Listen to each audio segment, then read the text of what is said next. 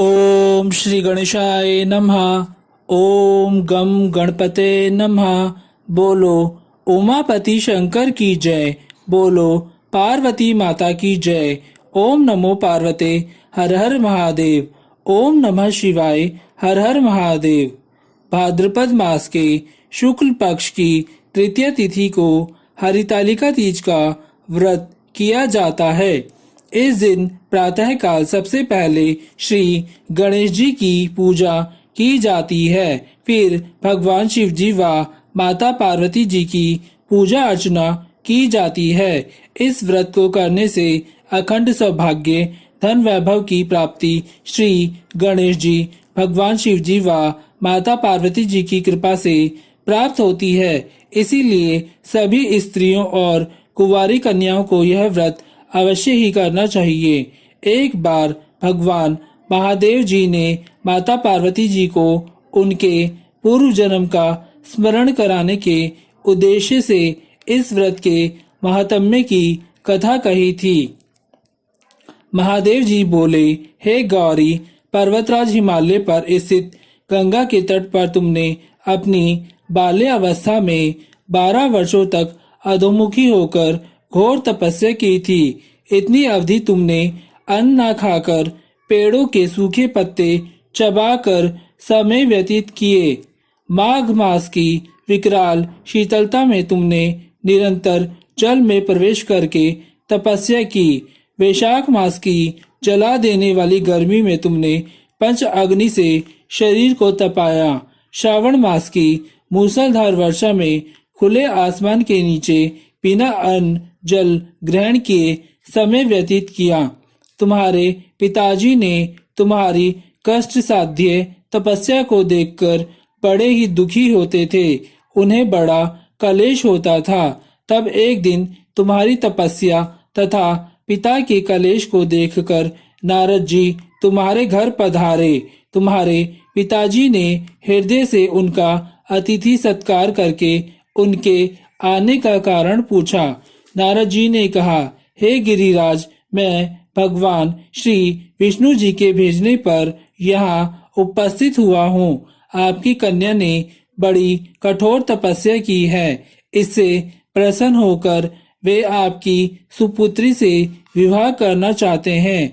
इस संदर्भ में आपकी क्या राय है, मैं ये जानना चाहता हूँ। नारद जी की बात सुनकर गिरिराज जी गदगद हो उठे। उनके तो जैसे सारे कलेश ही दूर हो गए। प्रसन्नचित होकर वे बोले, श्रीमान, यदि स्वयं श्री विष्णु जी मेरी कन्या का वरण करना चाहते हैं तो भला मुझे क्या आपत्ति हो सकती है। वे तो साक्षात ब्रह्मा हैं। हे महर्षि, यह तो हर पिता की इच्छा होती है कि उसकी पुत्री सुख संपदा से युक्त पति के घर की लक्ष्मी बने। पिता की सार्थकता इसी में है कि पति के घर जाकर उसकी पुत्री पिता के घर से अधिक सुखी रहे।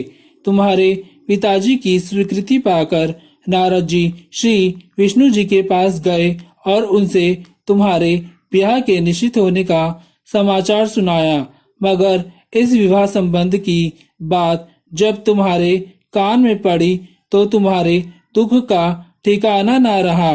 तुम्हारी एक सखी ने तुम्हारी इस मानसिक दशा को समझ लिया और उसने तुमसे उस दुख का कारण जानना चाहा। तब तुमने बताया। मैंने सच्चे हृदय से भगवान महादेव जी का वरण किया है, किंतु मेरे पिताजी ने मेरा विवाह श्री विष्णु जी से निश्चित कर दिया। मैं बड़ी ही विचित्र धर्म संकट में हूँ। अब मैं क्या करूँ? प्राण छोड़ देने के अतिरिक्त अब मेरे पास कोई भी उपाय शेष नहीं बचा है। तुम्हारी सखी बड़ी ही समझदार और सूझबूझ वाली थी। उसने तुमसे कहा कि हे सखी, प्राण त्यागने का इसमें कारण ही क्या है। संकट के मौके पर धैर्य से काम लेना चाहिए। नारी के जीवन की सार्थकता इसी में है कि पति रूप में हृदय से जिसे एक बार स्वीकार कर लिया, जीवन पर्यंत उसी से निर्वाह करे। सच्ची आस्था और एक निष्ठा के समक्ष तो ईश्वर को भी समर्पण करना पड़ता ही है। मैं तुम्हें घनघोर जंगल में ले चलती हूँ, जो साधना स्थली भी है, और जहाँ तुम्हारे पिताजी तुम्हें खोज भी नहीं पाएंगे, वहाँ तुम साधना में लीन हो जाना। मुझे विश्वास है कि ईश्वर अवश्य ही तुम्हारी सहायता करेंगे। तुमने ऐसा ही किया। तुम्हारे पिता तुम्हें घर पर ना पाकर बड़े दुखी तथा चिंतित हुए। वे सोचने लगे कि तुम ना जाने कहाँ चली गई। मैं श्री विष्णु जी से उसके विवाह करने का प्रण कर चुका हूँ। यदि भगवान श्री विष्णु जी बारात लेकर आ गए और कन्या घर पर ना हुई तो बड़ा अपमान होगा। मैं तो कहीं मुंह दिखाने के योग्य भी नहीं रहूंगा। यही सब सोचकर गिरिराज ने जोर शोर से तुम्हारी खोज शुरू करवा दी। इधर तुम्हारी खोज होती रही और उधर तुम अपनी सखी के साथ नदी के तट पर एक गुफा में मेरी आराधना में लीन थी। भाद्रपद मास के शुक्ल पक्ष की तृतीया को हस्त नक्षत्र था। उस दिन तुमने रेत के शिवलिंग का निर्माण करके मेरे लिए व्रत किया। रात भर मेरी स्तुति के गीत गाकर जागी। तुम्हारी इस कष्ट साध्य तपस्या के प्रभाव से मेरा आसन डोलने लगा। मेरी समाधि टूट गई। मैं तुरंत तुम्हारे समक्ष जा पहुंचा और तुम्हारी तपस्या से प्रसन्न होकर तुमसे वर मांगने के लिए कहा। तब तुमने अपनी तपस्या के फलस्वरूप मुझे अपने समक्ष पाकर मुझसे कहा कि मैं हृदय से आपको पति के रूप में वरण कर चुकी हूँ। यदि आप सचमुच मेरी तपस्या से प्रसन्न होकर आप यहाँ पर पधारे हैं तो मुझे अपनी अर्धांगिनी के रूप में स्वीकार कर लीजिए। तब मैं तथास्तु कहकर कैलाश पर्वत पर लौट आया। प्रातः होते ही तुमने पूजा की समस्त सामग्री को नदी में प्रवाहित करके अपनी सहेली सहित व्रत का पारणा किया।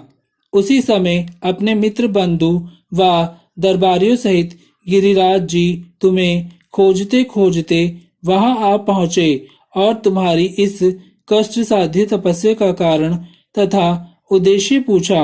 उस समय तुम्हारी दशा को देखकर गिरिराज जी अत्यधिक दुखी हुए और पीड़ा के कारण उनकी आंखों में आंसू उमड़ आए थे। तुमने उनके आंसू पोंछते हुए विनम्र स्वर में कहा, पिताजी, मैंने अपने जीवन का अधिकांश समय कठोर तपस्या में बिताया है। मेरी इस तपस्या का उद्देश्य केवल यही था कि मैं महादेव जी को पति के रूप में पाना चाहती थी। आज मैं अपनी तपस्या की कसौटी पर खरी उतर चुकी हूँ। आप क्योंकि विष्णु जी से मेरा विवाह करने का निर्णय ले चुके थे, इसीलिए मैं अपने आराध्य की खोज में घर छोड़कर चली आई। अब मैं आपके साथ इसी शर्त पर घर जाऊंगी कि आप मेरा विवाह श्री विष्णु जी से ना करके महादेव जी से करेंगे। गिरिराज जी मान गए और तुम्हें घर ले गए।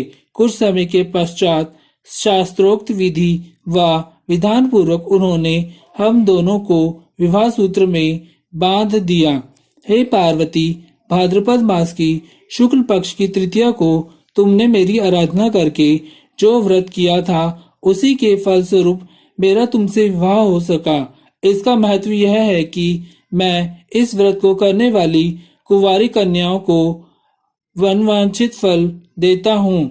इसीलिए सौभाग्य की इच्छा करने वाली प्रत्येक युवती को भाद्रपद मास के शुक्ल पक्ष की तृतीय तिथि को हरितालिका तीज का व्रत पूरी एक निष्ठा तथा आस्था से करना चाहिए। इस व्रत को करने से अखंड सौभाग्य, धन वैभव की प्राप्ति होती है। इसीलिए सभी स्त्रियों और कुंवारी कन्याओं को यह व्रत करना चाहिए। ओम श्री गणेशाय नमः।